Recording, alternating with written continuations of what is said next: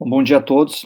Hoje vamos falar sobre a nossa segunda aula, referente a motores assíncronos trifásicos, a unidade 5 da disciplina Máquinas Elétricas para Automação.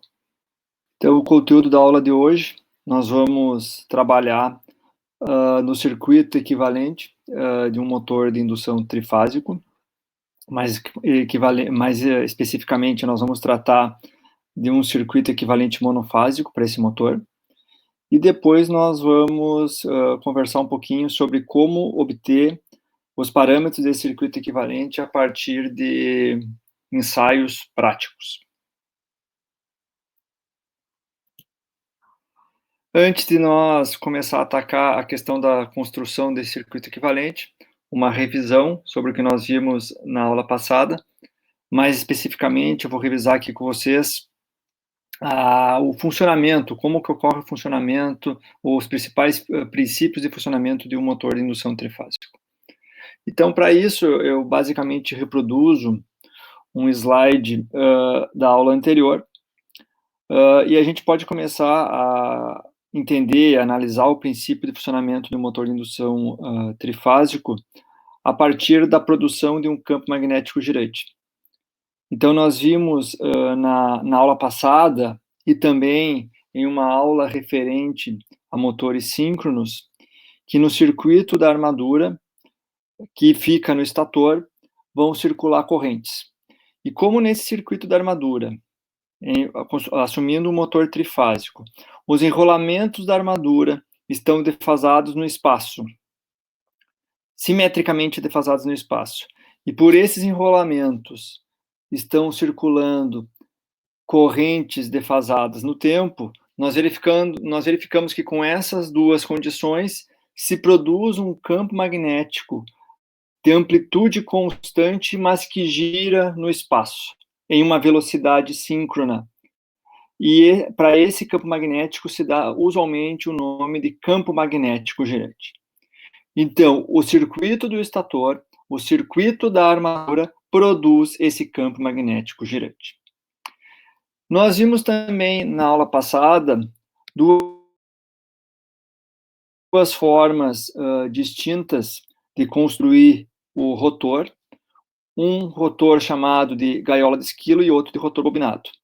Em ambos os rotores, então, existem condutores que estão montados nesse circuito do rotor. Como nós temos um campo magnético girante, o fluxo concatenado em torno desses condutores é variável. E nós já vimos que sempre que existe um campo magnético variável, ocorre um fenômeno de indução de tensão nesses condutores. Então, é o que está escrito aqui nessa frase. Esse campo magnético girante, que na verdade vai resultar num campo magnético variável em relação aos condutores, ele vai induzir tensão ou tensões nos condutores do rotor. E como nós temos um caminho fechado para a circulação de corrente nesse circuito do rotor, as tensões induzidas vão resultar em correntes, ao surgimento de correntes pelo rotor. Então, vejam, nós temos uma tensão induzida, produzida por um campo magnético variável, nós temos um caminho fechado, então nós temos condições propícias para a circulação de corrente nesses condutores do rotor. E nós sabemos que sempre que temos um condutor percorrido por corrente, essa corrente produz um campo magnético. Então, agora nós temos dois campos magnéticos. Nós temos um campo magnético girante produzido pelo circuito da armadura e temos um campo magnético que foi produzido a partir de tensões e correntes induzidas. Então, podemos dizer que ele é um fluxo produzido a partir da indução de tensão.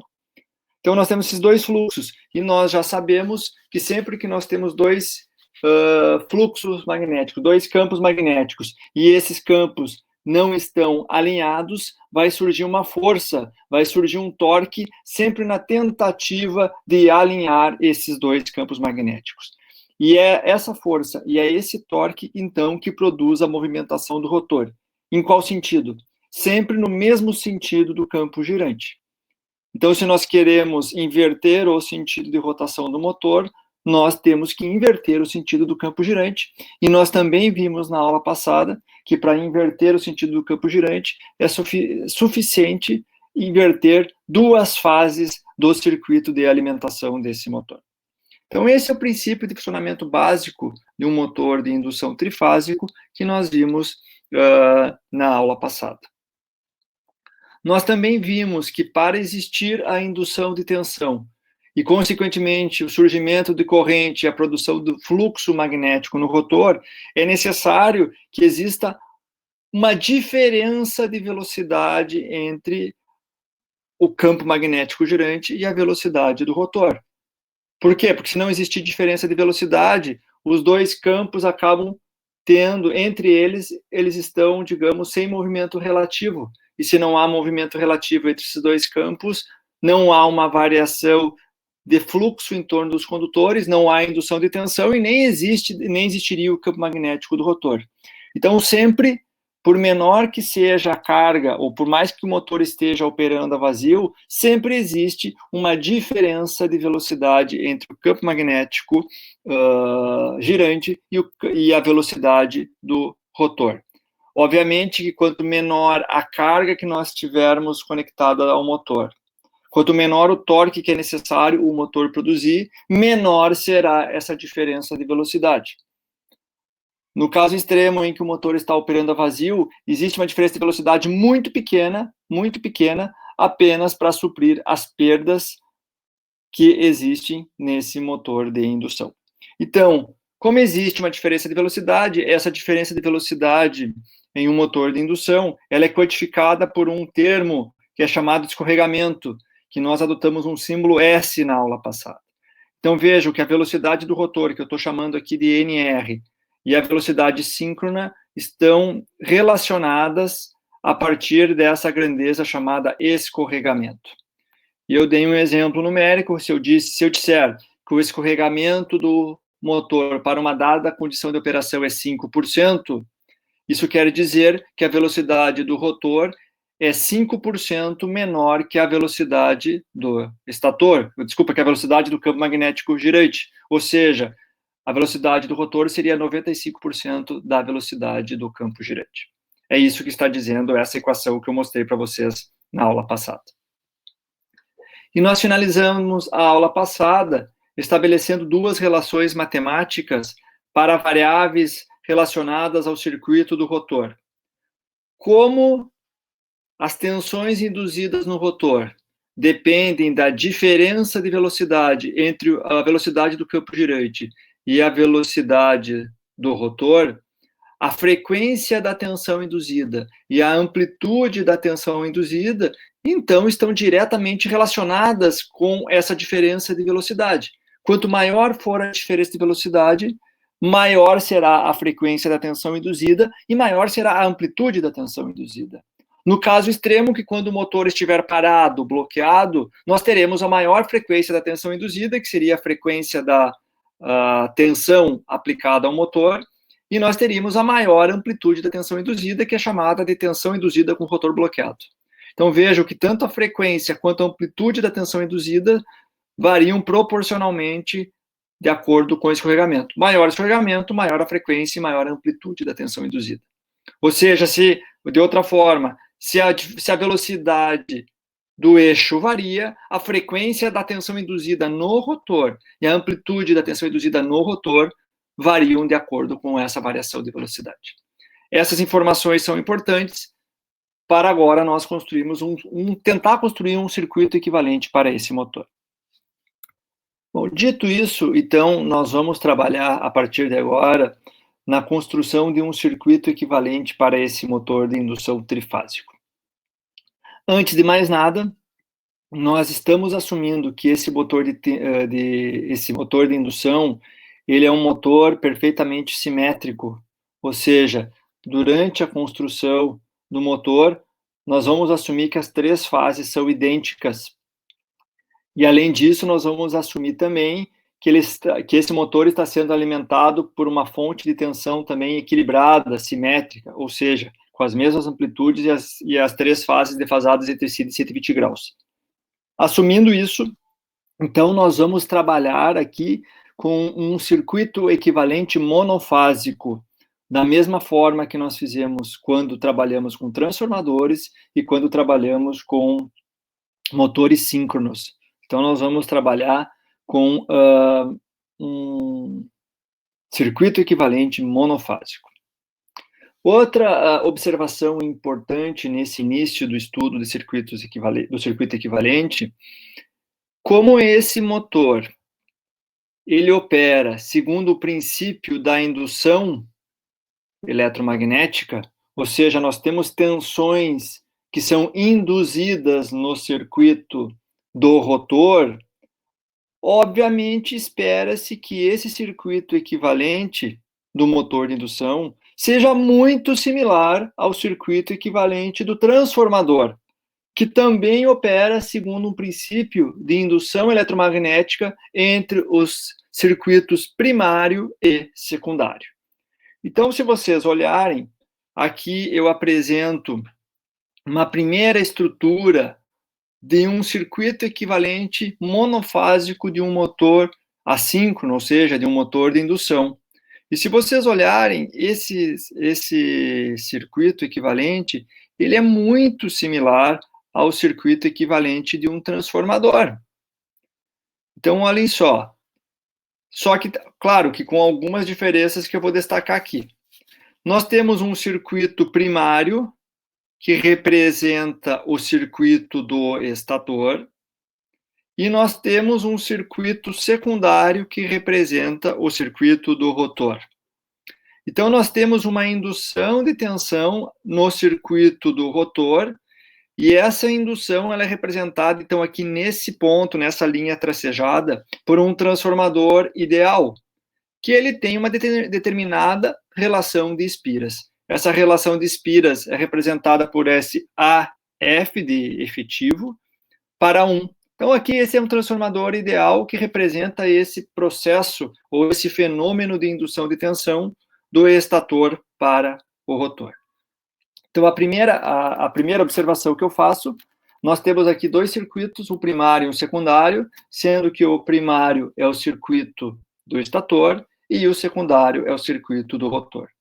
Primeiro eu vou falar sobre, digamos, a similaridade, depois eu vou destacar as diferenças, algumas diferenças que nós temos desse circuito. Bom, vejo aqui no circuito primário, vamos começar pelo circuito primário. O circuito primário ele é muito similar, tá? Nós temos uma resistência RU, que representa a resistência intrínseca dos condutores que formam o enrolamento do estator. Então, é a resistência série do cobre, a resistência do cobre do estator.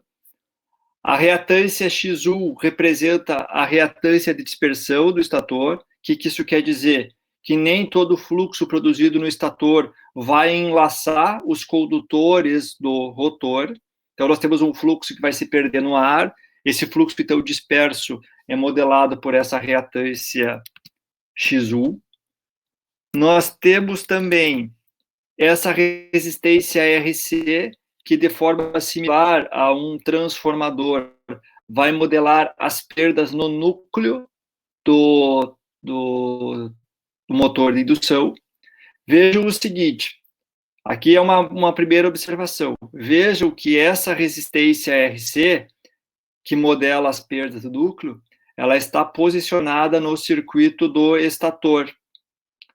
E não há nenhuma resistência RC em paralelo no circuito do rotor. Alguém poderia dizer, não, então quer dizer que não há nenhuma perda no núcleo do material ferromagnético do rotor? Na verdade, existe também perda no núcleo do rotor. Mas lembre o que eu falei anteriormente, que a frequência da tensão induzida no rotor é uma frequência que depende da variação de velocidade, da diferença de velocidade, depende do escorregamento. E normalmente o motor opera com escorregamento pequeno, na faixa de, vou dizer, menor que 5%, ou em torno de 5%. Então a frequência da tensão induzida no rotor normalmente é baixa, 2, 3 Hz.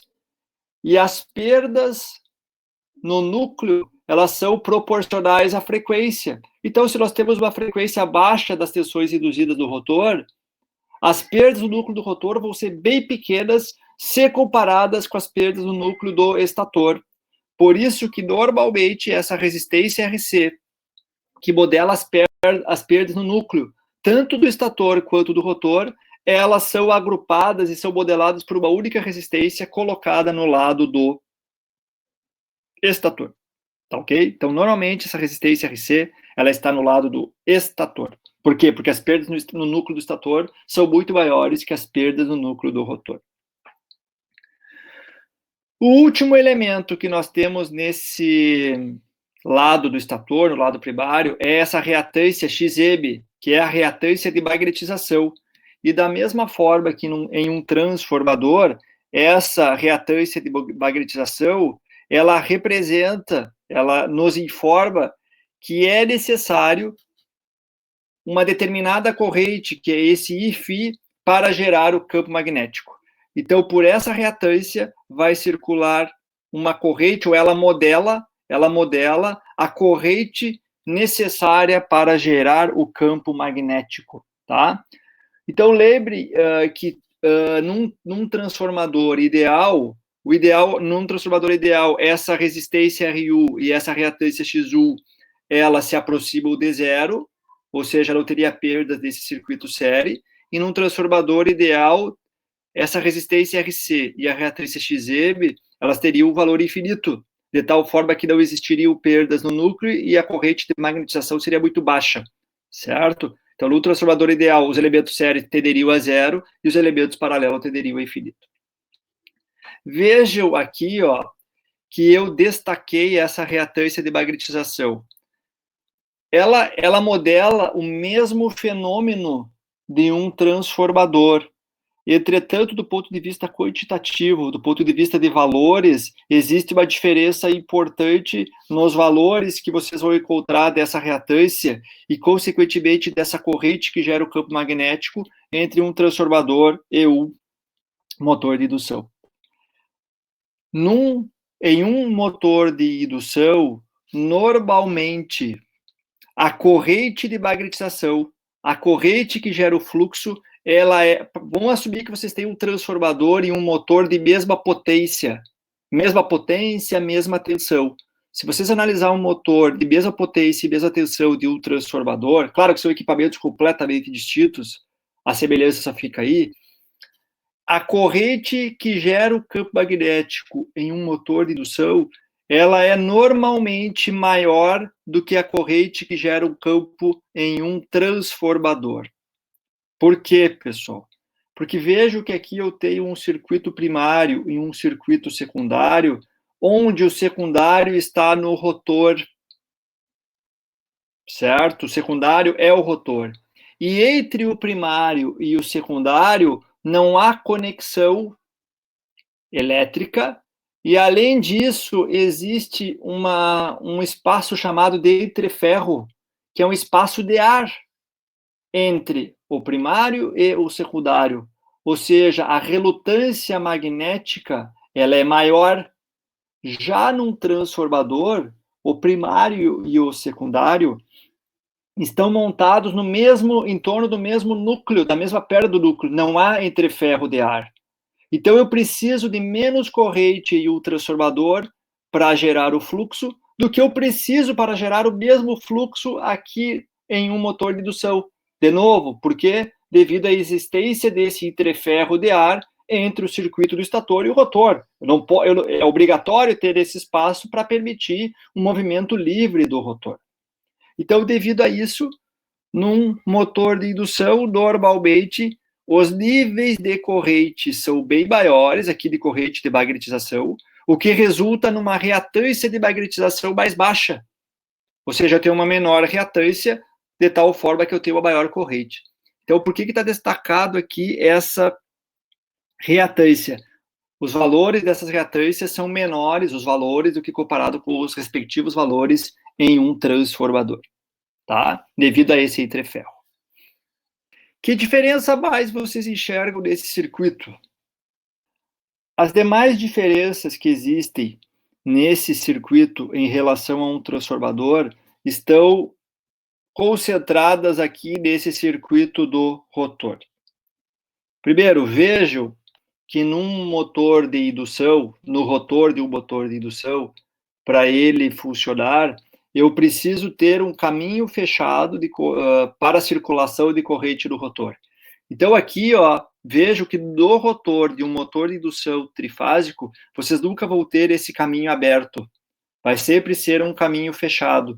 E essa resistência RR, que é a resistência do rotor, eu vou mostrar posteriormente que ela vai modelar dois efeitos. Ela vai modelar os efeitos da resistência intrínseca do próprio rotor, e também nessa resistência RR vai ser modelada a potência ativa que o motor está fornecendo para uma carga mecânica. Para uma carga mecânica. Então, vocês não vão enxergar nunca esse circuito do rotor aqui aberto. Já num transformador, se nós não tivermos nenhuma carga conectada aos terminais do transformador, esse circuito aqui pode estar em aberto. Então, aqui uma diferença importante também.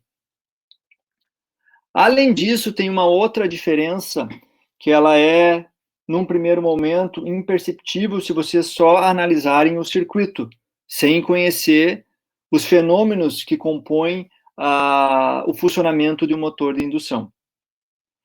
Lembrem que um transformador, ele é um equipamento que é utilizado para modificar níveis de tensão e, consequentemente, de corrente, mas sem alterar a potência entre a entrada e a saída, a não ser pelas perdas internas do transformador, e mais, um transformador não altera a frequência. Então, a frequência das variáveis elétricas no circuito primário em um transformador é idêntica à frequência das variáveis elétricas no circuito secundário. E aqui nós temos uma diferença bem importante em relação ao funcionamento de um motor de indução. Qual é a frequência das variáveis elétricas no circuito do estator? O circuito do estator, ele é submetido a uma frequência que depende da frequência da tensão que nós aplicamos aqui na entrada. Se nós ligamos direto na rede elétrica, aqui no Brasil, a frequência das variáveis elétricas, então, vai ser a variável fundamental aqui no nosso sistema elétrico, que é 60 Hz.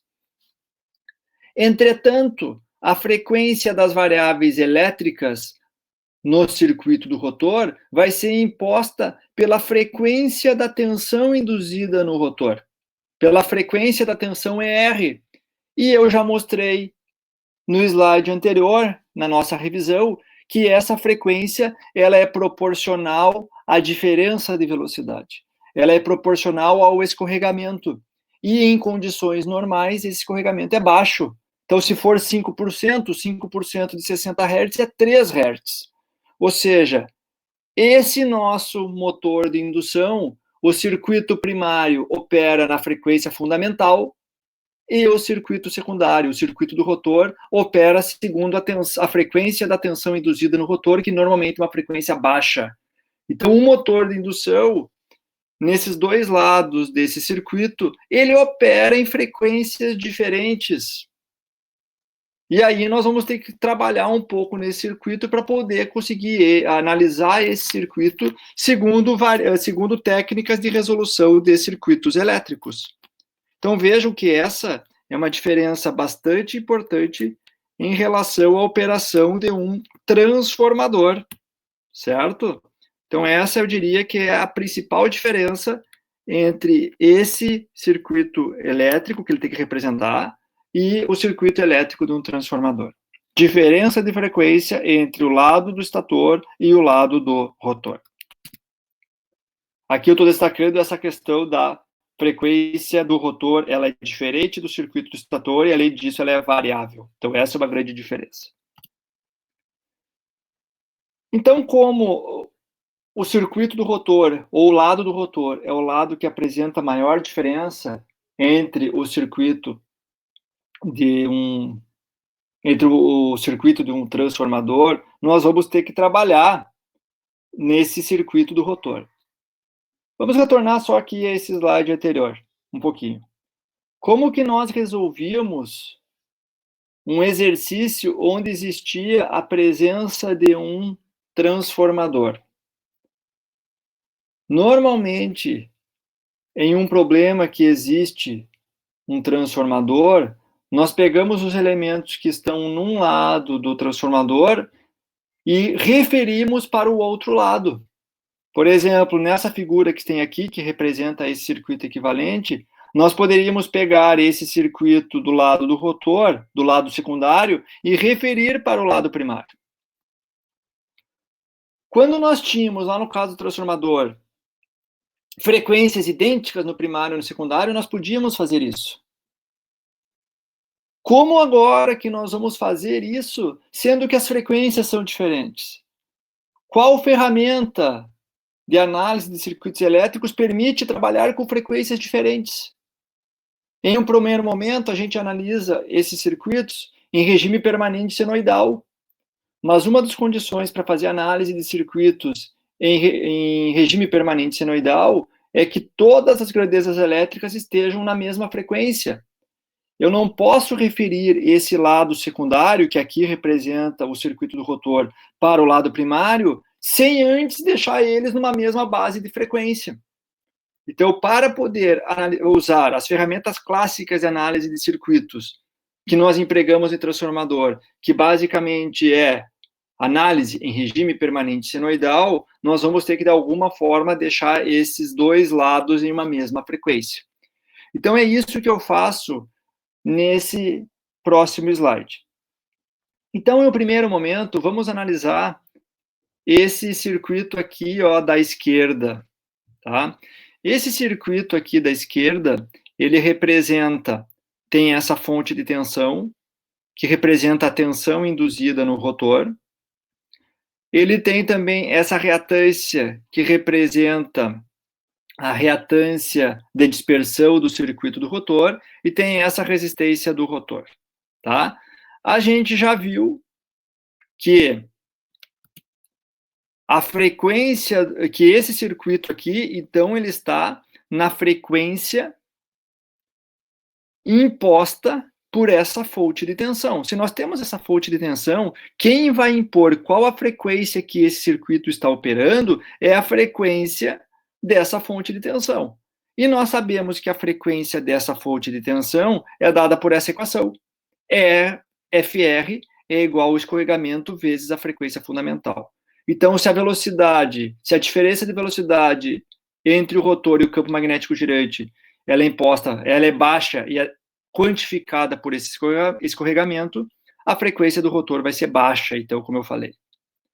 E a amplitude dessa tensão induzida também ela é proporcional a esse escorregamento.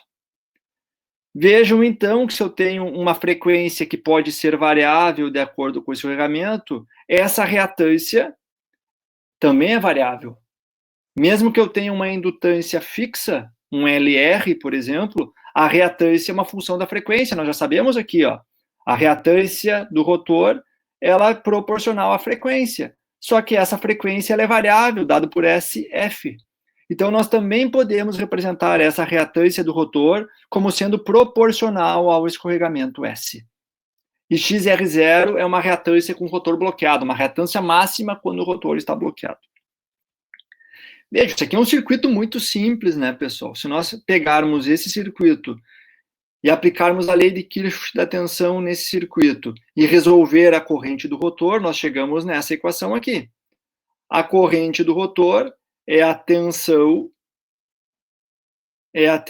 do rotor dividido por essa impedância série, certo? Então, eu estou pegando essa corrente aqui, ó, e fazendo simplesmente tensão dividido pela impedância.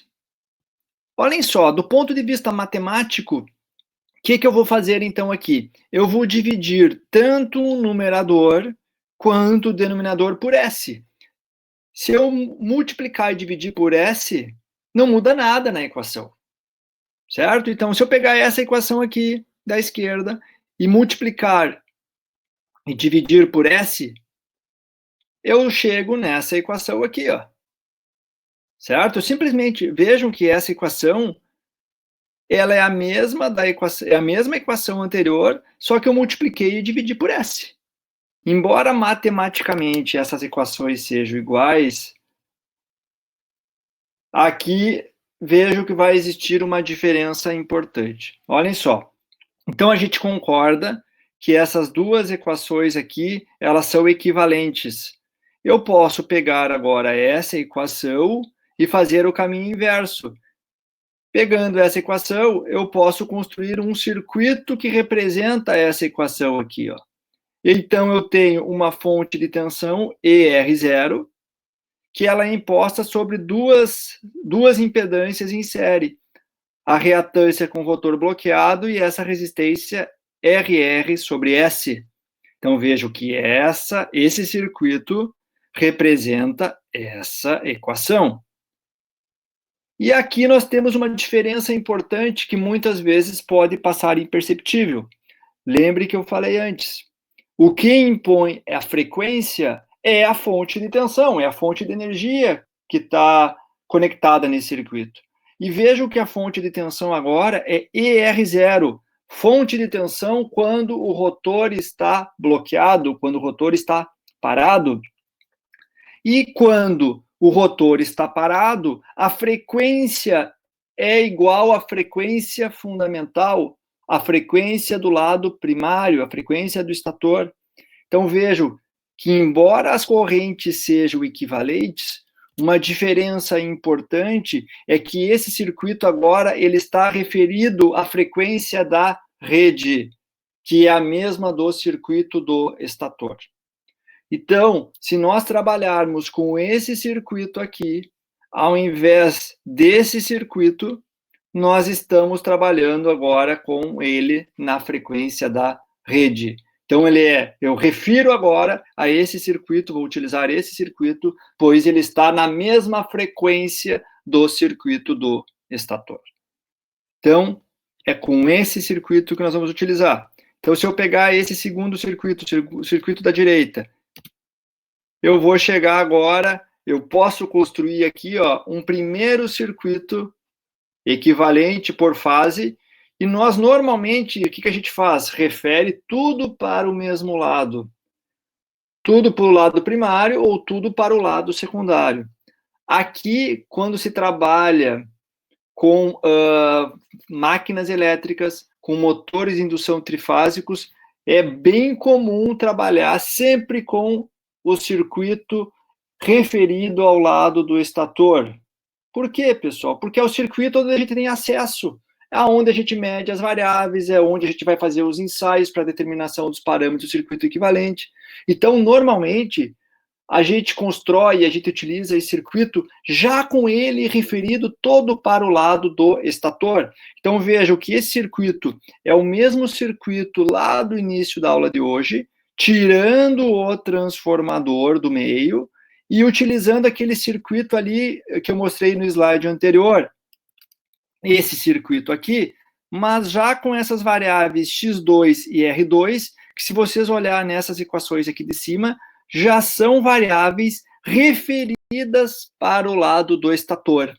Tá? Vejo que tem um A ao quadrado, lembrando sempre que vocês querem referir impedâncias de um lado para o outro de um transformador, a relação ela é quadrática. Então, esse é o circuito equivalente monofásico que nós vamos utilizar aqui em motores de indução trifásicos. Uma observação que aqui esse circuito ele está com todos os elementos referidos para o lado do estator. Então, aqui, de novo, a resistência R1 modela as perdas no cobre do estator, reatância X1 modela reatância de dispersão do estator, resistência RC modela as perdas no núcleo, reatância XM modela aqui a corrente de magnetização ou a corrente que gera o campo magnético, X2 modela a reatância de dispersão do rotor, mas referido ao lado do estator, e aqui a resistência R2, uma diferença em relação a um circuito de um transformador, ela vai modelar dois efeitos. Ela vai modelar as perdas no cobre do rotor e também a potência mecânica que é fornecida para a carga. Tá? Então, esse é um circuito que vocês normalmente vão utilizar. O que falta agora, que eu vou fazer para vocês, Eu vou separar essa resistência em duas partes. Qual que vai ser o valor dessas duas partes? Uma para modelar as perdas no cobre do rotor e outra para modelar a potência mecânica de saída. Então, aqui eu apresento nesse slide o que é chamado de um diagrama de potência. Eu mostro o que vai acontecer, o que cada elemento corresponde na análise de potência ativa, o que cada elemento é responsável por consumir ou fornecer de potência ativa no interior de um motor de indução trifásico. Então, começando aqui pela esquerda, vamos assumir que vocês conectaram esse motor de indução a uma fonte de tensão, e esse motor de indução ele vai consumir uma determinada potência ativa dessa fonte. A potência ativa que esse motor vai consumir, ou a potência de entrada, vai ser dado por essa equação. 3, porque é um sistema trifásico. V1 é a tensão de entrada. Lembre, como é um circuito equivalente monofásico, essas variáveis são tudo variáveis de fase, Então, aqui, por isso que é 3, vezes tensão de fase, vezes a corrente de entrada de fase, vezes o cosseno do ângulo entre a tensão e a corrente. Então, essa é a potência de entrada, que nada mais é que a potência de entrada desse circuito equivalente. Só que aqui eu estou multiplicando por 3, porque são 3 fases idênticas. Bom, essa aqui é a potência de entrada, mas não vai ser a potência que vai ter lá na saída, porque no meio desse caminho existem algumas perdas que eu vou apresentar para vocês agora. Se vocês analisar os elementos que vão processar a potência ativa, são os resistores. Resistência R1, resistência RC, resistência R2. Então, o primeiro elemento que vai consumir potência ativa aqui é esse resistor R1. E esse resistor R1 ele é responsável pelo quê? Pelas perdas no cobre do estator. Então, por isso que se usa normalmente essa sigla em livros em inglês, SCL, Stator Copper Losses. Então, é perdas no cobre do estator. Então, aqui, de novo, sempre vai ter esse parâmetro 3, porque é trifásico. Perdas num resistor é RI ao quadrado. Então, é a sua resistência vezes a sua corrente ao quadrado. Cuidado, quando nós estamos calculando potência ativa, essa corrente aqui, ó, I1, que vai nas equações, não se usa o ângulo, só se usa o módulo. Tá? Então, quando vocês estão calculando numa fórmula de potência ativa, estão usando a corrente, cuide para não botar o ângulo, pessoal. É só o módulo, só o valor eficaz. Falo isso porque muitas vezes o pessoal erra na hora de fazer os exercícios, coloca o módulo e o ângulo. Por exemplo, a potência ativa de entrada, o ângulo já está embutido nesse cosseno. Não existe potência ativa com ângulo. Potência ativa é um número, watts, tá? Então, cuidem isso aí. Então, aqui a primeira perda que nós temos, perdas no cobre do estator. O segundo elemento aqui que está modelando, ou que processa, ou mais especificamente consome potência ativa, é essa resistência RC. Ela modela as perdas no núcleo, tá?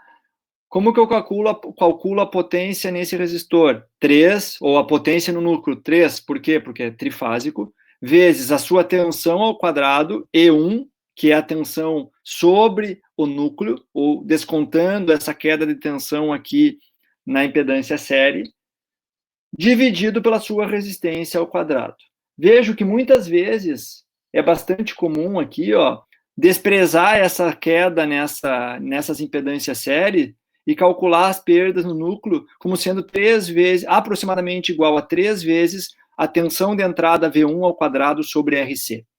Mas aqui eu estou botando uma equação, digamos, mais correta, digamos assim, tá? Então, vejam, nós temos a potência de entrada, vai existir umas perdas no cobre do estator e vão existir perdas no núcleo. E eu falei anteriormente que as perdas no as perdas no núcleo, elas são muito maiores no estator do que no rotor. Então, a gente está agrupando tudo isso aqui como sendo perdas no núcleo do estator. Então, todas essas perdas, todas essas potências aqui, ó, ainda estão do lado do estator. Agora que nós vamos passar para o lado do rotor. Então, por isso que se diz que essa potência aqui, chamada de PAG,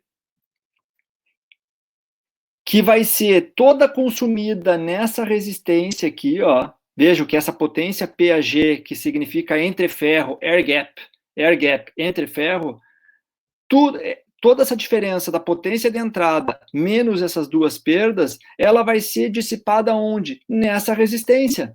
E a potência nessa resistência nada mais é do que 3 vezes a sua corrente ao quadrado multiplicado pela resistência, que é R2 sobre S. Essa é a potência que é transmitida pelo entreferro, pelo ar, do lado primário, que é o estator, para o lado secundário, que é o rotor. Então, para essa potência, nesse ponto aqui, desse diagrama de potência, se dá o nome de potência no entreferro, potência transmitida pelo ar. Bom, mas nós ainda temos perdas que vão existir no cobre do rotor, rotor Cooper losses. Rotor Cooper losses, certo? Que vai ser o quê? 3 vezes I ao quadrado, que é a corrente que passa pelo rotor, vezes a própria resistência do rotor. Então, essas perdas no cobre do rotor, vejam que elas podem estar relacionadas ainda com a potência no entreferro, a equação é muito similar, só tem esse S dividindo R2. Então, as perdas no cobre do rotor e a potência transmitida pelo entreferro, elas são relacionadas por esse escorregamento. Então, quanto maior o escorregamento, maiores serão as perdas no cobre do rotor. Tudo isso aqui é potência elétrica, né? A potência de entrada elétrica, essas perdas são tudo elétricas. Então, nesse ponto é que nós vamos ter a potência elétrica convertida em mecânica. A partir desse ponto vão ser potências mecânicas relacionadas a variáveis mecânicas. Então vejam que a potência chamada de potência convertida nada mais é do que a potência no entreferro menos as perdas no cobre do rotor, que é essa equação aqui, ó. Potência convertida é 1 menos S, porque é a diferença dessas duas potências, vezes a potência no entreferro. E é essa potência convertida que vai resultar num torque induzido. Se vocês pegarem essas duas equações aqui, ó, potência no entreferro e potência no cobre, perdas no cobre do rotor, vocês chegam nessa equação aqui debaixo também. 13i ao quadrado vezes R2, vezes 1 menos S dividido por S. Então, nesse ponto, nós temos a potência elétrica convertida em mecânica. Aí nós já temos a potência de saída? Ainda não, porque nós podemos ter também perdas mecânicas. Podemos ter perdas por atrito, podemos ter perdas de potência necessárias para acionar um ventilador, por exemplo, se for acoplado um ventilador no eixo. Então, essa potência convertida elétrica em mecânica, menos a potência ou as perdas mecânicas de saída, aqui sim nós teremos agora a potência de saída, que vai resultar num torque na carga. Então, nem sempre o torque que é induzido, que é produzido no eixo, ele diretamente vai ser refletido em torque na carga, porque nós temos perdas mecânicas que podem existir. Então, somente aqui, revisando rapidamente, nós vamos ter uma potência de entrada consumida pelo motor, nós vamos ter perdas no cobre do estator, nós vamos ter perdas no núcleo, e nesse ponto aqui, então, nós temos a potência, descontando essas perdas, nós vamos ter a potência que vai ser transmitida pelo ar através do entreferro do estator para o rotor. Uma vez que nós estamos no circuito do rotor, nós ainda temos perdas elétricas no cobre do rotor, perdas condutivas. E só depois, então, nós temos uma potência elétrica convertida em mecânica. Mas ainda não é a potência de saída, porque existirão ainda perdas mecânicas, seja por atrito ou seja também pelo uso de ventiladores. Por fim, nós temos aqui, então, a potência de saída, tá? Esse diagrama de potência, ele vai ser, nos é útil, então, porque a gente pode ainda dividir ou chegar num outro circuito, que ele é o mesmo circuito anterior, é exatamente o mesmo, com uma única diferença. Nesse circuito que eu estou apresentando aqui, foi a resistência que existia antes era R2 sobre S. Foi dividida aquela resistência em duas partes. Para quê? Para separar o que representa fisicamente cada resistência.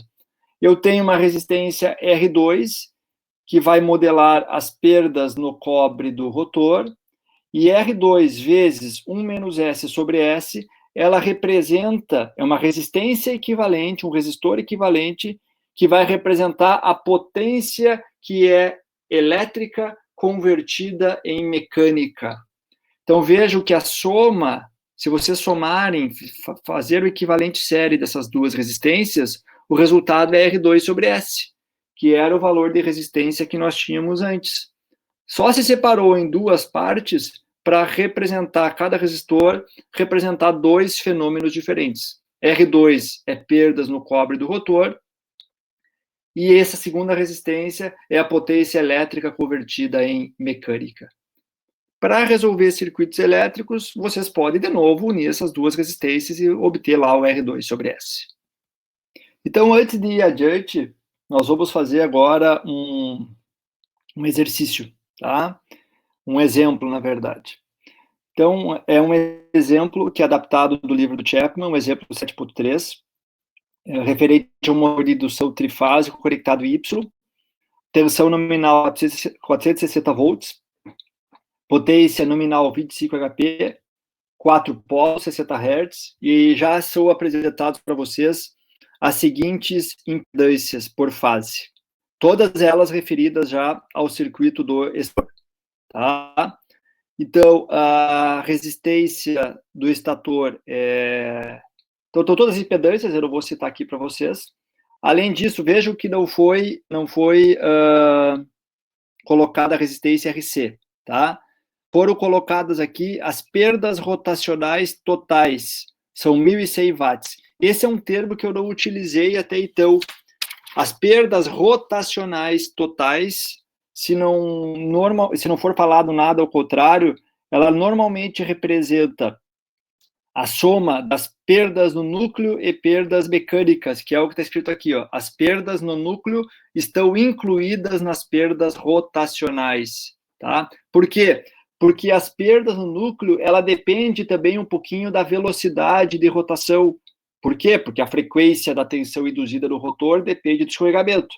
Então, as perdas do núcleo dependem um pouco da velocidade de rotação. Então, devido a isso, é usual, não quer dizer que sempre, as perdas no núcleo também podem fazer parte dessas perdas rotacionais que estão aqui. Então, nesse exercício particularmente, o modelo não vai utilizar uma resistência RC. Nós podemos assumir as perdas dessa resistência estão agrupadas dessas perdas rotacionais e corresponde a 1.100 watts. Então, é para considerar o escorregamento de 2,2% na tensão e frequência nominais, e está pedido para calcular essas variáveis. Velocidade, corrente do estator e fator de potência de entrada, potência convertida, potência de saída, rendimento do motor e, por fim, o torque induzido e o torque da carga.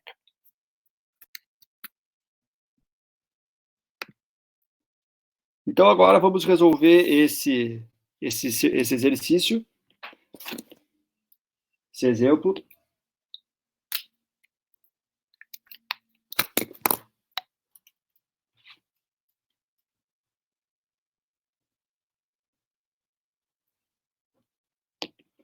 Antes de mais nada, eu vou construir aqui, vou desenhar o circuito equivalente, certo?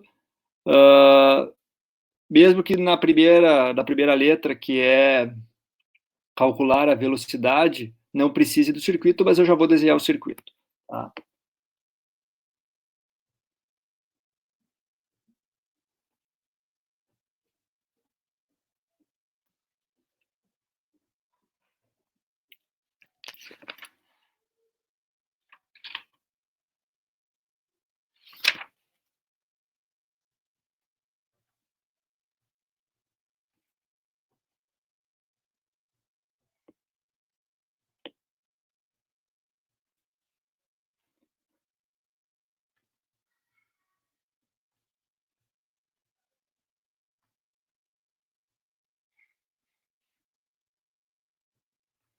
Pessoal, eu vou resolver esse exemplo utilizando esse circuito equivalente.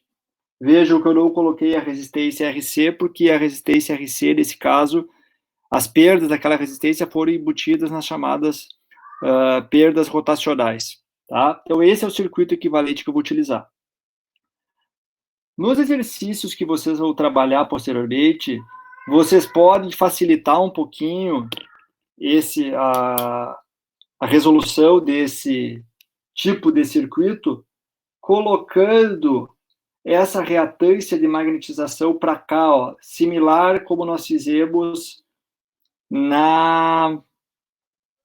nos exercícios de transformadores, certo? Como normalmente a queda de tensão nessas impedâncias do estator, elas são baixas, porque essas impedâncias são baixas, é possível trabalhar num circuito equivalente aproximado, certo? Colocando esses elementos aqui, ó, da reatância de magnetização na entrada, tá? Deixa eu só voltar aqui uma coisa na aula.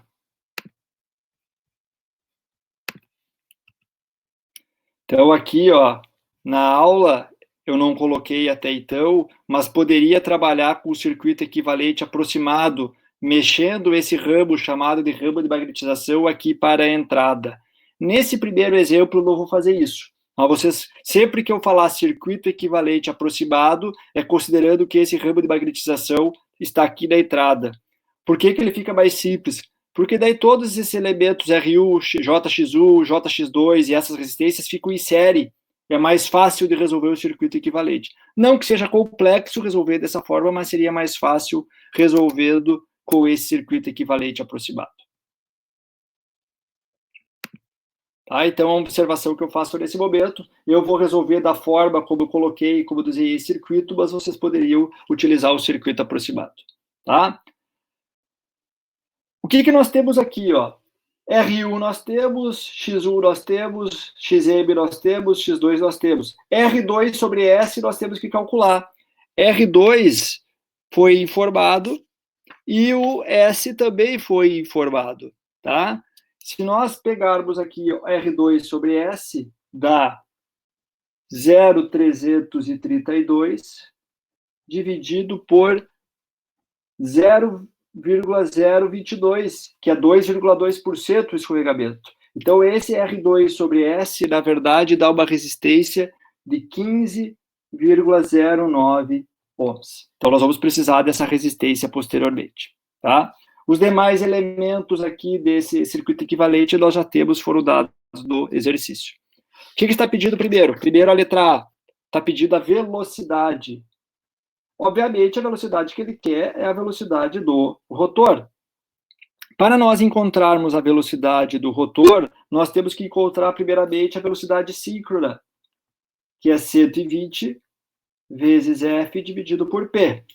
A frequência nominal é 60 Hz, então é 120 vezes 60, dividido pelo número de polos, que foi informado e vale, esse motor tem 4 polos, tá? Então, se nós pegarmos essa velocidade síncrona aqui para 4 polos, 60 Hz, essa velocidade síncrona vale 1.800 R. Então, a velocidade do rotor vai ser 2,2% menor que a velocidade síncrona. Então, a velocidade do rotor ela vai ser 1 menos 0,022 vezes 1.800. Então, se nós pegar essa velocidade do rotor, ela vai dar um valor de 1.760 RPM. Então, quanto a velocidade síncrona é 1.800, a velocidade do rotor é 1.760 RPM. Ok? Letra B. Letra B está pedindo a corrente do estator e o fator de potência de entrada. Para nós encontrarmos a corrente do estator, nós vamos trabalhar no circuito equivalente. Nós temos que encontrar essa corrente I1.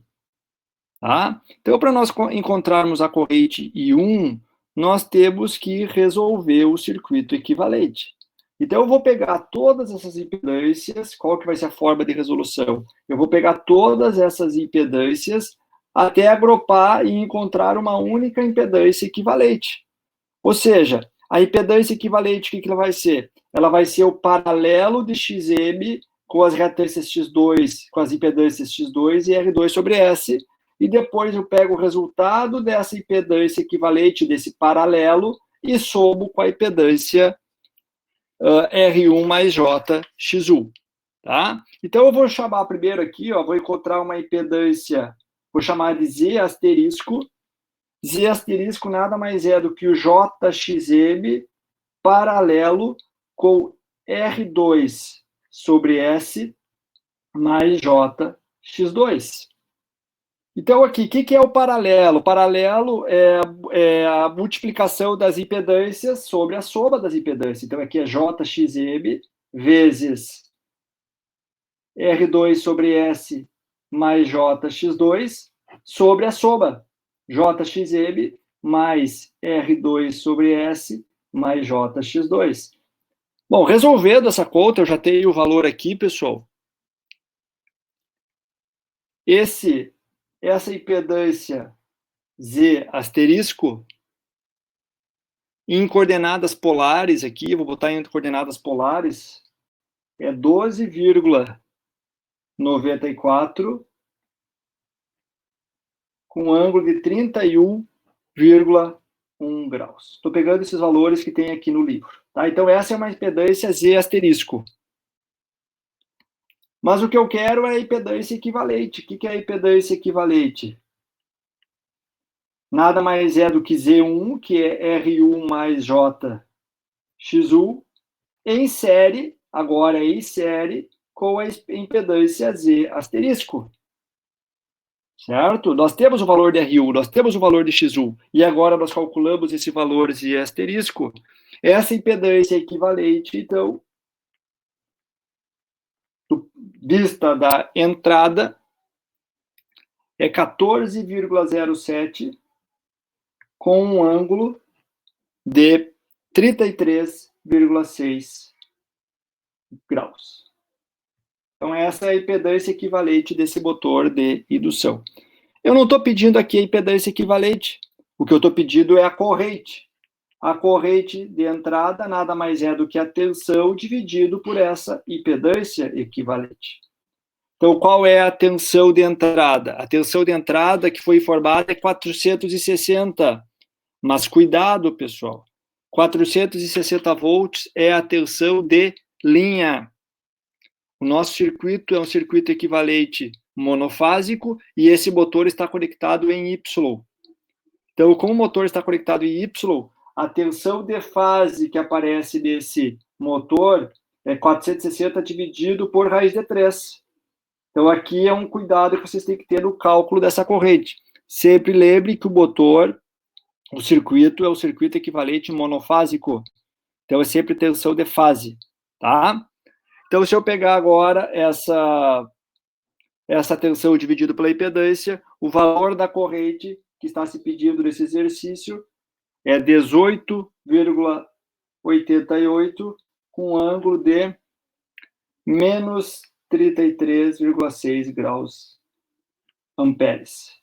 Sempre no motor de indução, pessoal, sempre a corrente estará atrasada em relação à tensão. Em um motor de indução, como o próprio nome diz, sempre o motor tem comportamento indutivo, ao contrário do motor síncrono. No motor síncrono, poderia operar, ter característica capacitiva, no motor de indução, nunca, nunca. Então, aqui, ó, se em algum momento vocês encontrarem uma corrente avançada, em algum momento o motor tiver comportamento capacitivo, está errado, tem que fazer de novo. Então, aqui, tendo a corrente, o fator de potência nada mais é que o cosseno do ângulo, cosseno de menos 33,6, o fator de potência aqui é 0,83 em atraso. Então, essa é a letra B. Então, vejo que nada mais é, a partir desse ponto, não tem mais máquinas. A partir desse ponto, tem circuitos elétricos. Então, a letra B nada mais é do que resolver esse circuito elétrico equivalente que eu estou apresentando aqui em cima. Tá? A letra C pede a potência convertida e a potência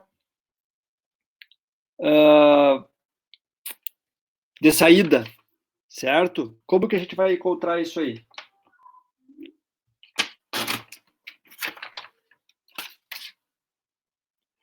Mais de uma forma, tá? Nós podemos, a partir do circuito elétrico equivalente ou a partir daqueles diagramas de potência, tá? Nós podemos, por exemplo, encontrar agora a potência ativa de entrada, que é 3 vezes VU vezes IU vezes o cosseno do ângulo. Se nós pegarmos essas, nós agora calculamos aqui, ó, 3 vezes V1, só que é a tensão de fase, 460 dividido por raiz de 3, vezes 18,8, vezes o fator de potência, que é o cosseno do ângulo, que deu lá o 0,83. Essa potência de entrada deu aqui 12.530 watts. Essa é a potência de entrada. Não é o que eu quero é a potência convertida. Para chegar na potência convertida, nós podemos ainda descontar, ou devemos descontar, as perdas do cobre do estator. 13,1 ao quadrado vezes RU. Corrente foi calculada, 18,88 ao quadrado, vezes a resistência, que é 0,641. Calculando isso, a gente chega numa perda no cobre do estator de 685 watts. Vejam que as perdas no núcleo não foram informadas. Foram informadas as perdas rotacionais. Essas perdas rotacionais, normalmente, elas são colocadas, inseridas lá na saída nas perdas mecânicas. Então, agora, assumindo, então, que não tem perdas no núcleo, potência de entrada menos a potência no cobre do estator é a potência transmitida pelo entreferro, PAG. Então, aqui eu tenho PIN menos perdas no cobre do estator. Diminuindo esses dois valores, nós chegamos que as perdas, a potência do entreferro é 11.845 watts. O que falta agora para nós encontrar a potência convertida, pessoal? Existe uma equação onde a potência convertida é 1 menos S vezes a potência transmitida pelo entreferro. Ou seja, eu tenho S, que é 0,022. Calculei a potência transmitida pelo entreferro. Então, agora nós podemos calcular a potência convertida. Ou seja, embora a potência de entrada seja 12.530 watts, o que foi transformado em mecânico é 11.585 watts. Nesse exemplo. Então, aqui nós calculamos a primeira parte do exercício. Falta agora o quê? A potência de saída. Potência de saída nada mais é do que a potência convertida nesse exercício, menos as perdas rotacionais, que englobam aqui, ó, perdas mecânicas e perdas no núcleo, que é 1.100. Então, fazendo isso, 11.585 menos 1.100 dá 10.485 watts. Essa é a potência ativa de saída, certo? Isso aqui, se vocês transformarem para HP, eu não estou pedindo isso, não é obrigatório, mas se vocês transformarem para HP, dá uma potência aproximada aqui, ó, de 14,1 HP. Então, isso é o que está se pedindo na letra C. A letra D ainda está pedindo torque, tá? Torque induzido. Se vocês olharem nas equações que foram apresentadas anteriormente, é a potência no entreferro sobre a velocidade síncrona. certo? Cuidado aqui, ó, que essa velocidade elas tem que estar irradiando por segundo. Então, se nós pegarmos aqui, ó, potência do etreferro, foi calculado 11.845. Velocidade síncrona, qual é? É 1.800, mas você tem que multiplicar por 2π para transformar em radianos, dividir por 60 para transformar por segundo. Isso dá um torque induzido de 62,8 newton-metros. Essa é uma das respostas. E o torque na carga, ou torque de saída, é a potência de saída sobre a velocidade do rotor. Então, aqui, ó, vocês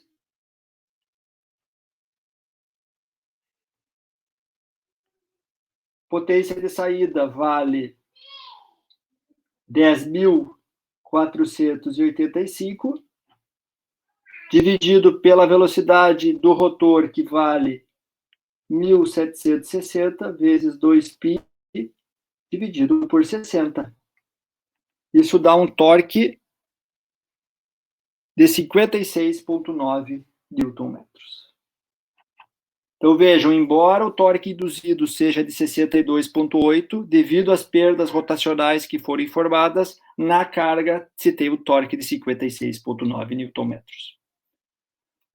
Ok, pessoal? Então, isso que está se pedindo nesse exercício, nós calculamos a letra A diretamente a velocidade, a letra B, a corrente e o fator de potência, nós calculamos a partir do circuito equivalente. A letra C, nós calculamos a partir do diagrama de potência, fomos descontando as perdas, e a partir das equações que eu apresentei nesse slide, diagrama de potência, nós calculamos tanto o torque induzido quanto o torque de saída. Então, para finalizar a aula de hoje, faltou calcular o rendimento, mas o rendimento nada mais é do que a potência de saída sobre a potência de entrada. Então, só vou calcular aqui o rendimento que faltou. Na letra C, o rendimento é potência de saída sobre potência de entrada, multiplicado por 6, se quer em percentual. Calculando 11.585 por 12.530, dá um rendimento na faixa de 83,7%, o que hoje é um rendimento na faixa dos motores comerciais que a gente se utiliza. Tá? Então, o cálculo do rendimento é bastante simples. Nós vamos finalizar a aula de hoje falando um pouquinho sobre a obtenção dos parâmetros desse circuito equivalente. Tá? Esses parâmetros, normalmente, então, não são dados pelos fabricantes, a não ser que você solicite os mesmos, tá? Pois nem sempre a gente utiliza eles no uso prático dos motores. Agora, se vocês querem ter algumas informações importantes, como, por exemplo, vocês querem estimar a curva torque e velocidade desse motor de indução, vocês querem fazer uma análise do comportamento e regime permanente sobre diferentes condições de carga, analisar rendimento, analisar fator de potência, esse circuito equivalente pode ser interessante. Então, vocês podem obter esses parâmetros a partir de alguns ensaios, de forma similar ao que nós fizemos para transformadores. Então, os ensaios que nós vamos utilizar, tem diferentes formas de fazer isso, com algumas diferenças pequenas, mas os ensaios que nós vamos realizar são 3. Nós vamos realizar um ensaio em corrente contínua, para determinar a resistência do estator. Nós vamos realizar o ensaio em vazio, para determinar, basicamente, os parâmetros do ramo de magnetização. E nós vamos utilizar um ensaio, agora não em curto-circuito, mas um ensaio similar a isso, que é o ensaio com o rotor bloqueado, tá? Para determinar os parâmetros, basicamente, os parâmetros dessas impedâncias série. Então, para o cálculo da resistência do estator, vocês poderiam medir a resistência do estator usando um ohmímetro, por exemplo, né, com o motor desligado. Vocês poderiam medir com um ohmímetro, pegar lá uma bobina do estator e medir a resistência do estator, certo? Só que no momento que vocês trabalham com esse motor em condição de operação, vamos assim dizer, em condição nominal, o que acontece? O motor começa a aquecer e a resistência desses condutores varia de acordo com a temperatura. Então, o ideal é que a gente faça esse motor operar em condições nominais de corrente, em condições nominais de temperatura, e aí calcular, obter o valor desses parâmetros. Então, para a resistência do estator, normalmente o que se faz? Eu estou fazendo aqui um exemplo considerando que o motor, que o circuito do estator está conectado em Y e poderia estar conectado em delta também, tá? Então, esse equacionamento, ele é considerando que o motor está conectado em Y. Então, o que se faz? Normalmente se liga, ou é possível ligar aqui uma fonte de tensão na entrada, e nós, de alguma forma, limitar a corrente que circula por esse estator, e medir a corrente e a tensão aplicada entre dois terminais do estator. Por que a gente coloca aqui em corrente contínua? Como a gente quer medir a resistência do estator e eu não quero medir a influência da reatância, se nós colocamos uma tensão contínua, em regime permanente, a reatância de dispersão do circuito estator é zero, as indutâncias se comportam como um curto-circuito. Então, por isso que a gente mede em corrente contínua. Então, a impedância que nós vamos calcular, ou o que está limitando a corrente, é somente essas resistências. E se está conectado em Y, são duas resistências em série. Então, na verdade, como que se calcula essa resistência? É a medida da tensão dividido pela medida da corrente. Só que eu tenho que dividir por 2 porque tem duas resistências R1 em série. Se eu simplesmente pegar a tensão medida pela corrente medida, eu tenho aqui 2 vezes R1. Então, por isso que eu divido por 2 aqui. Certo? Claro que nesse caso aqui, o ensaio não vai ser bem preciso, porque a resistência também varia um pouco com a frequência. Tem um efeito pelicular, que à medida que vocês aumentam a frequência, a carga dos condutores, elas se concentram nas extremidades, ou seja, começa a ter uma diminuição da área efetiva e a resistência começa a aumentar. Mas para 60 Hz esse efeito é bem pequeno, esse efeito pelicular, tá? Então, aqui dá para se dizer que dá uma medida bem precisa, vamos assim dizer. Tá? Então, esse é o ensaio para se calcular a resistência do estator. Lembrando, obviamente, que colocando uma tensão CC, uma tensão contínua, ligando só nesses dois terminais, não há campo magnético girante e, obviamente, esse motor não vai girar alimentando o motor dessa forma.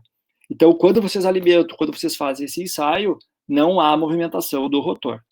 O ideal aqui também, o que é fazer? É colocar uma tensão CC de tal forma que circule a corrente nominal, deixa o motor aquecer, o enrolamento do estator aquecer, chegar num ponto de equilíbrio e só depois realizar a medida.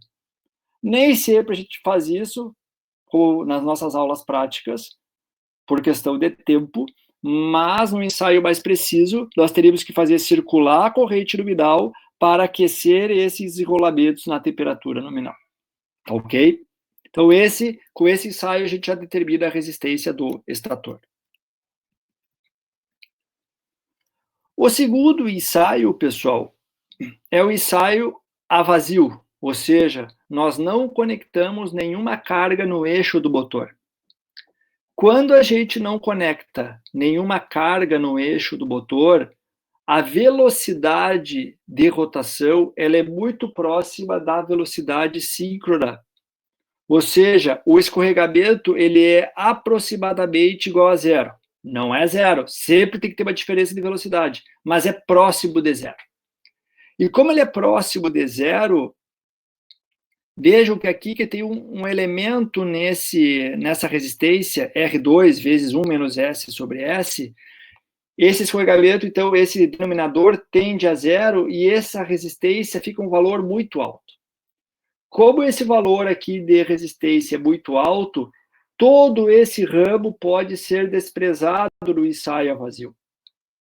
Então, vejam, nesse ensaio, todo esse ramo pode ser desprezado. E o que sobra, então? Sobra essa impedância, RU, JXU, e esse elemento do ramo de magnetização. Como no ensaio vazio, agora, essa reatância não é um valor tão elevado, ela é um valor baixo, e a corrente que circula nesse motor para gerar o campo magnético não é desprezível, nesse caso a gente vai assumir que vai existir uma queda de tensão dessa impedância. Tá? Então, para calcular aqui esse circuito, para resolver esse circuito equivalente, a gente vai deixar ainda os elementos dessa impedância séria. Alguns livros desse ensaio vazio, por considerar que essa queda de tensão é pequena, também desprezam esses elementos aqui, ó, durante esse ensaio. Eu vou deixar que é a forma como o Chapman está fazendo. Então, o que a gente faz nesse ensaio? A gente coloca o motor a operar e vai medindo a tensão e vai medindo a corrente. E, além disso, vai medindo a potência ativa que o motor está consumindo. Essa potência ativa que o motor está consumindo, como não há nenhuma potência sendo drenada pela carga, o motor está vazio, ela vai ser dissipada em 3 elementos principais. Vão existir perdas no cobre do estator, vão existir perdas dessa resistência, vão existir perdas no núcleo, e, além disso, como o motor está girando, vão existir perdas mecânicas. Bom, as perdas, a potência a vazio eu estou medindo. Vou ter watímetros, eu vou medir essa potência a vazio. E, além disso, como eu vou medir a corrente, e eu já sei o valor da resistência, eu posso calcular as perdas no cobre do estator. Mas, num primeiro momento, eu não sei o que é perda mecânica e eu não sei o que é perda do núcleo. Eu sei a soma dos dois, mas eu não sei o que é perda no núcleo, eu não sei o que é perda mecânica. Então, o ensaio ele é realizado numa tentativa de obter as perdas mecânicas e, assim, eu conseguir estimar as perdas no núcleo, que é o que eu vou mostrar no próximo slide. Então, a dúvida que fica aqui, ó, como separar as perdas no núcleo e as perdas mecânicas? O que acontece? As perdas mecânicas, elas dependem essencialmente da velocidade. Se a velocidade não varia, as perdas mecânicas não variam. Por outro lado, se vocês olharem esse circuito equivalente, as perdas no núcleo, que são as perdas nessa resistência, dependem essencialmente da tensão aplicada no resistor. Se nós diminuímos a tensão, diminuímos as perdas no núcleo. Só que a velocidade, a velocidade a vazio, praticamente não varia com a tensão. Então, qual é a metodologia realizada?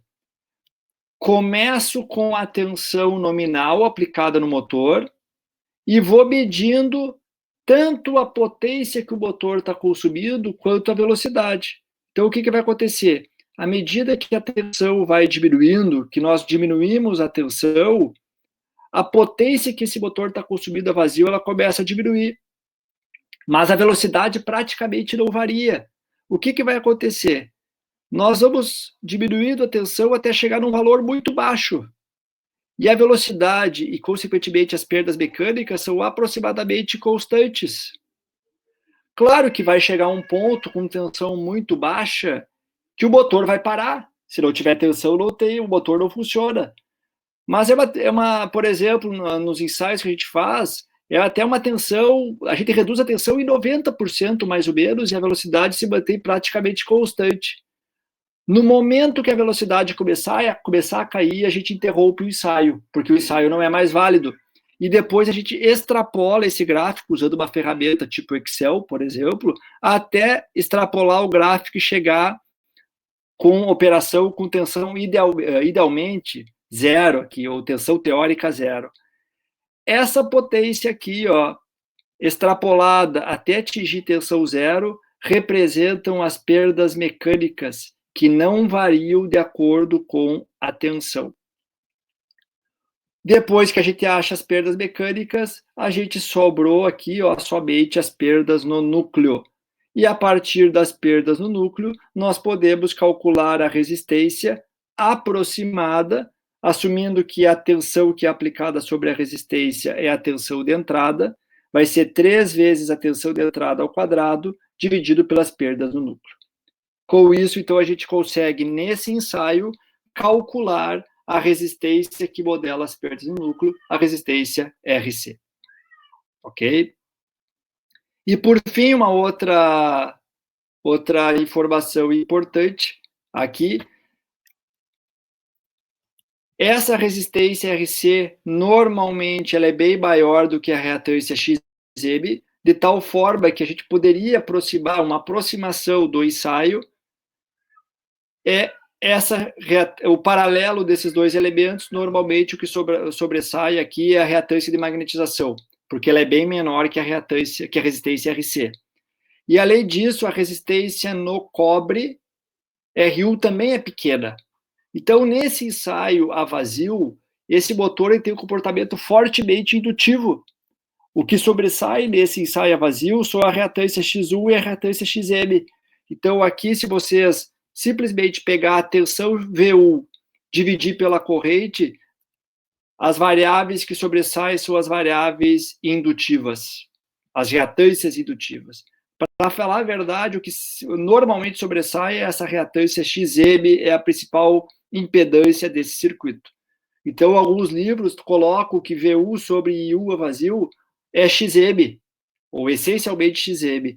Seguindo a metodologia do Chapman, eu vou assumir que, se vocês dividirem a amplitude da tensão a vazio pela amplitude da corrente a vazio, a gente obtém aqui X1 mais XM. É uma outra equação. Então, essas informações são as informações que nós vamos utilizar para o ensaio a vazio. E, por fim, o ensaio com rotor bloqueado. Aqui eu coloco o circuito de instrumentação que vai ser utilizado ou é utilizado para esses ensaios. Tanto para o ensaio com rotor bloqueado quanto para o ensaio a vazio, o circuito de instrumentação que nós vamos utilizar é exatamente esse. Nós vamos medir a corrente das 3 fases, nós vamos medir uma tensão entre linhas, uma tensão de linha, e nós vamos utilizar um método chamado de método dos 2 watímetros para medir a potência trifásica.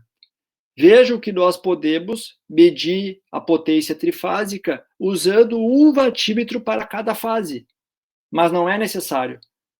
É conhecido que usando 2 watímetros somente, claro que ligando de uma forma específica, chamado de método dos 2 watímetros, a gente consegue calcular ou medir a potência ativa trifásica. Então, eu sugiro que vocês, como estudo adicional, pesquisem sobre método dos 2 watímetros. Também é esse método que nós vamos utilizar nas aulas práticas para para medir a potência ativa trifásica. Então, qual que é a diferença do ensaio a vazio com o ensaio com rotor bloqueado? Simplesmente é aqui no motor. Enquanto no ensaio a vazio a gente deixa o rotor rodando de forma livre, sem nenhuma carga conectada ao eixo, no ensaio com o rotor bloqueado, como o próprio nome diz, nós utilizamos alguma ferramenta, um freio, certo? Para não deixar o eixo girar, certo? Só que nessa situação, de forma similar ao que era feito com o ensaio de curto-circuito no transformador, nós não podemos aplicar a tensão nominal no motor. Aplica-se uma tensão baixa até que circule no motor, ou seja, sendo avaliado por esses amperímetros, até que circule a corrente nominal no motor. Então, veja, aplicamos uma tensão baixa, porque nós utilizamos uma fonte de tensão de amplitude ajustável, aplicamos uma tensão baixa, avaliamos através desses amperímetros e vamos aumentando a tensão até circular a corrente nominal. Então, tenha cuidado, não coloque tensão nominal com o rotor bloqueado, porque senão essas correntes vão assumir valores bem maiores que o valor nominal. Tá? E a partir daí, nessa situação, pessoal, como agora nós temos o rotor bloqueado, esse escorregamento é unitário. Então, R2 sobre S vai dar R2. Agora, com essa situação de rotor bloqueado, esse ramo tem uma impedância muito menor que esse ramo de magnetização. Então, no ensaio com o rotor bloqueado, pode-se desprezar essas duas impedâncias, porque tem valores bem maiores que esse ramo. Então, vejo que no ensaio com o rotor bloqueado, nós vamos obter os parâmetros aqui, ó, desse ramo série, tá? Como encontrar esses parâmetros? São a partir dessas equações aqui debaixo. Nós vamos ter uma chamada impedância com o rotor bloqueado, onde vai ter uma resistência com o rotor bloqueado e uma reatância com o rotor bloqueado. Como encontrar esses parâmetros? Nós podemos encontrar sabendo ou calculando o módulo da impedância e o ângulo da impedância. E aqui tem as equações para encontrar. O módulo da impedância nada mais é do que a tensão de fase que nós aplicamos dividido pela corrente de fase, e o ângulo da impedância nós podemos calcular a partir do fator de potência desse ponto de operação, fator de potência com o rotor bloqueado. Nós medimos a potência ativa com o rotor bloqueado, temos a tensão e a corrente com o rotor bloqueado, e aí nós podemos encontrar o ângulo. Então, a partir do ângulo da carga, que é o ângulo do fator de potência, e do módulo da impedância, nós podemos calcular a resistência com o rotor bloqueado e a reatância com o rotor bloqueado. Lembrando, obviamente, que a resistência com o rotor bloqueado é a soma de R1 mais R2. Como nós já calculamos R1, nós podemos calcular R2. E a reatância com o rotor bloqueado é a soma da reatância X1 mais X2. Até o momento, nós não temos o que é X1 e nós não temos o que é X2. Nós temos a soma de X1 mais X2. Caso a frequência que seja aplicada no teste seja diferente da frequência nominal, nós temos que ainda fazer essa relação de frequências, porque a reatância depende da frequência, mas em situações práticas, em laboratório, como por exemplo nós vamos ter na aula prática, nós vamos realizar o ensaio na mesma frequência, 60 Hz. Em algumas situações, o pessoal gosta ou prefere fazer numa frequência mais baixa, porque o circuito do rotor ele opera numa frequência mais baixa. Mas aqui nos nossos exercícios, na nossa aula prática, nós vamos assumir que a frequência do teste é a mesma frequência nominal. Como encontrar o que é X1 e o que é X2, pessoal? Na próxima aula, eu vou falar sobre classes de projeto de motores de indução, e essa diferença, essa relação de X1 e X2, ela muda de acordo com a classe de projeto do motor, que eu vou explicar com mais detalhes na próxima aula. Então, tem uma tabela que vocês vão utilizar, onde, a partir da classe de projeto do motor, a gente sabe, ou divide X1 e X2 de acordo com a reatância de rotor bloqueado. Por exemplo, só um único exemplo aqui, ó. Se for um motor classe A, metade da reatância de rotor bloqueado é X1 e outra metade é X2. Mas se for um motor tipo classe C, 30% da reatância do rotor bloqueado é X1 e 70% da reatância de rotor bloqueado é X2. Então, a partir da reatância de rotor bloqueado e dessa tabela, vocês conseguem dividir o que é X1 e o que é X2. Ok? Então, vejam que com esse ensaio, a gente encontrou reatância e resistência de rotor bloqueado. A partir dessas informações, como a gente já tem a resistência R1, a gente encontra a resistência R2. E a partir da reatância de rotor bloqueado e dessa tabela, a gente encontra X1 e encontra X2. Voltando lá no ensaio com o motor a vazio, sabendo X1, e a partir desses dados, nós podemos encontrar XM, e a partir do cálculo de XM, então, nós temos todos os parâmetros do circuito equivalente obtidos. Então, esse é o método que ele é exposto aqui no Chapel,